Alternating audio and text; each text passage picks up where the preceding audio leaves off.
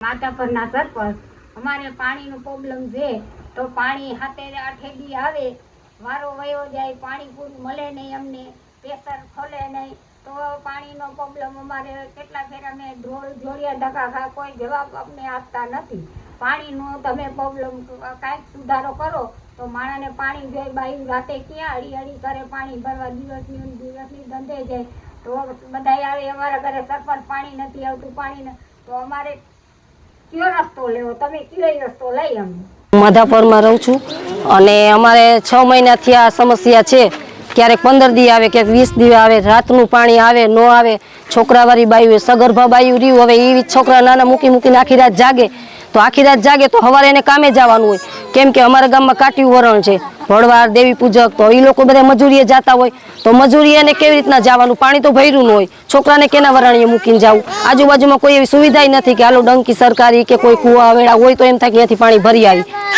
તો હવે તમે આનો હલ અને અમારી જે આ વાત છે એ તમે આગળ જઈ અને ગમે ત્યાં પહોંચાડો એટલે અમારી સુવિધા જલ્દી થઈ જાય અમને પાણીની સગવડ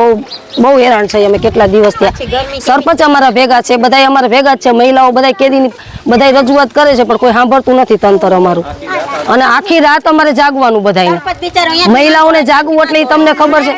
જોવા જાય કે પાણી આવ્યું કે નહીં ઉપર કહીએ એમ કે પાણી આવી ગયું તમને દઈ દીધું અમે પાણી તો આનું કઈ રજૂઆત કહેતા હો તો અમે જામનગર જાય જ્યાં કયો અહીંયા અમે જવા તૈયાર છે પણ પાણીનો પ્રશ્ન હલ અમને જલ્દી કરી દો અમારે પાણીનો પ્રશ્ન ઘણા ટાઈમ થયા છે અમે ઘણી વખત રજૂઆત કરી ધ્રોલ જોડિયા કે અમારા ત્યાં સંપે જઈને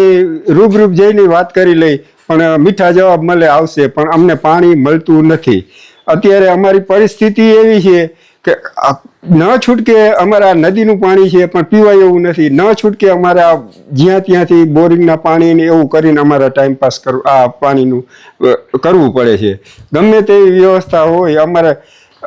ગમે તે રાતને જાગીને અમારે 2 ઘડા હાટું આ રાતના બેરલ ભરીને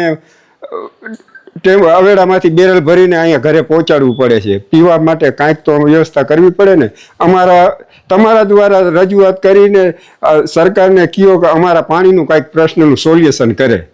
તમને એટલી નમ્ર વિનંતી છે પાણી માટેનો એવી સમસ્યા છે કે આજ દિવાળી વાતનું અમારે પાણી કોઈને આવતું નથી પ્રેશરથી પાણી દેતા નથી આ લોકો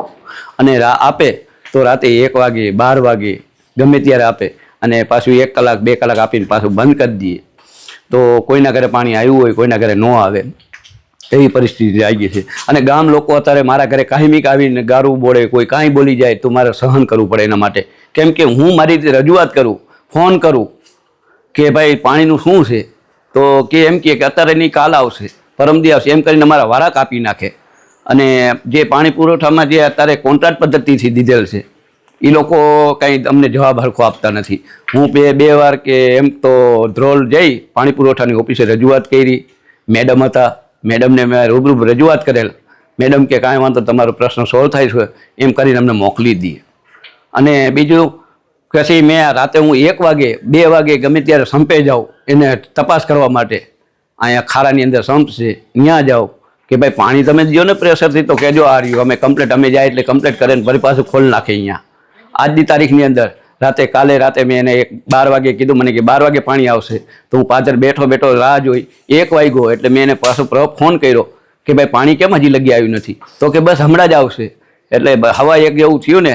તો મેં પાછો એને ફોન કર્યો મેં કીધું ભાઈ હવા તો કે હાલો હું હમણાં તમને પૂછીને જવાબ દઉં છું એટલે એને પાછો ફોન આવ્યો મારામાં મને કે આમરણ છે ને જમ્ફર ભરી ગયા છે એટલે હવે પાણી તમારે નહીં આજે આવે